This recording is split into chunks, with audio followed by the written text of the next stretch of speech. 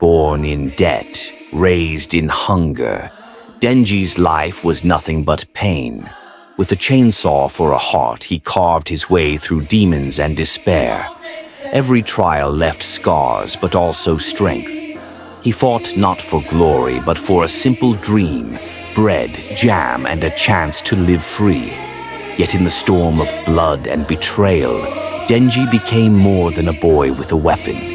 He became the Chainsaw Man, a symbol of survival, of madness, of hope. His trials are endless, but his roar cuts through the darkness.